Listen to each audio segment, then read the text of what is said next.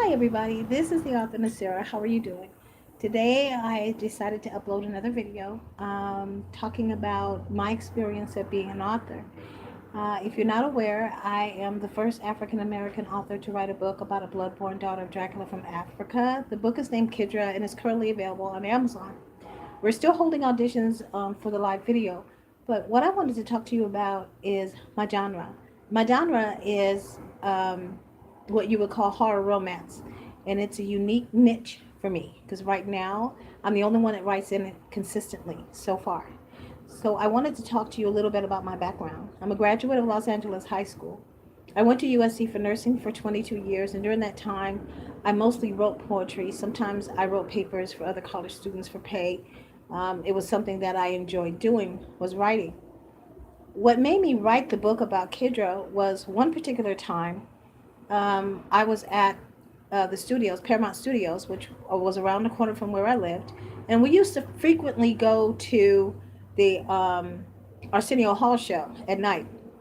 This particular time, Eddie Murphy was on it, and he was talking about how he wanted to make a vampire movie. And at the time, they were, making jokes back and forth about it, which he actually wound up doing. It sparked a concern in me about African American authors and the connection they have with the vampire world, which at that point in time, we really didn't. I went to do some research and found out that the movie Blackula, which up until that point, blaxploitative, I really thought was written by an African American author and found out that it wasn't. Neither one.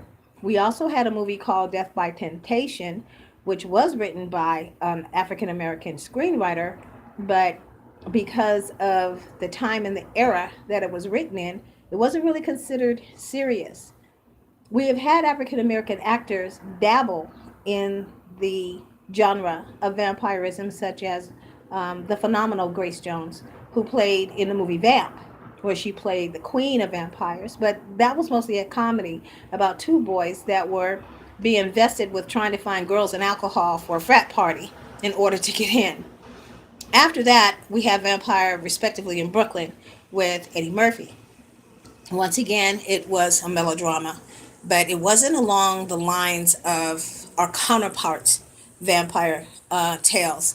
So, with the research that I did about the genre itself, understanding that Dracula was actually a love story and not so much horror, there has been different spin-offs about the original one that was written respectively by Bram Stoker. This actually led me into thinking that the formulation and the scenario that I put together for Kidra could possibly become real. So it did take me quite a bit to write the first draft. I subsequently lost it through two computer crashes. There was one time when I sat up and edited the book and forgot to hit save and had to do it all over again. There was also the incident when I first submitted it for publishing. The publishing company did it terrible damage. They actually published a rough draft instead of publishing what I approved on the proofs. So therefore, it was very discouraging. And then there were the rejection notices that I got when I tried to elicit a representative for myself as far as an agent and could not find one. I kept getting rejection after rejection after rejection. I had the fortunate ability to go to a screening in Arizona. There was a an author retreat that was going on, and I went there, and I got a chance to meet some famous authors. And there was a question that was posed about rejections from one of the people that was there, and that's where I learned how many times Dr. Seuss was rejected before his first book came out, and I was surprised. I also was surprised at how many times Stephen King was rejected, and where they are now. So I definitely understood at that point in time that rejection was the name of the game. I never had anybody tell me within my rejections that my work wasn't good enough or that it wasn't, writable. I wasn't told to rewrite anything. It was just something that they just weren't looking for. So when you're writing a novel and you get these rejections, that's exactly what's going to happen until you can match yourself up with an agent that has a vision that you share and can go ahead and assist you with it. Finally, after putting it down and not going back to it, life gets in the way.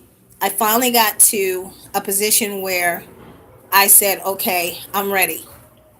I went ahead and submitted my book to what I thought was an agent who turned out to be a publisher and gave me the contract. And here we go. We've got Kidra.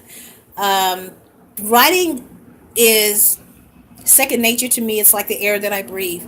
I'm able to come up with scenarios that are believable. I like Kidra because in most vampire tales, they talk about the love interest, and the story is actually done from that point of view. Whereas with Kidra, it is done from the vampire's point of view, not wanting to be Dracula's daughter, having another vampire after her. And I don't want to give away too much of what the book entails. But my point is that if you are writing, don't get discouraged about the rejections that you receive, because there are going to come. You have to keep trying. For everything that you write, there is an audience for. If you look around at the stuff that gets out there, and if you're like me, you're like, huh? How did that work? You know, there are people who will listen to what it is that you want to write. So you want to make sure that you stay true to yourself.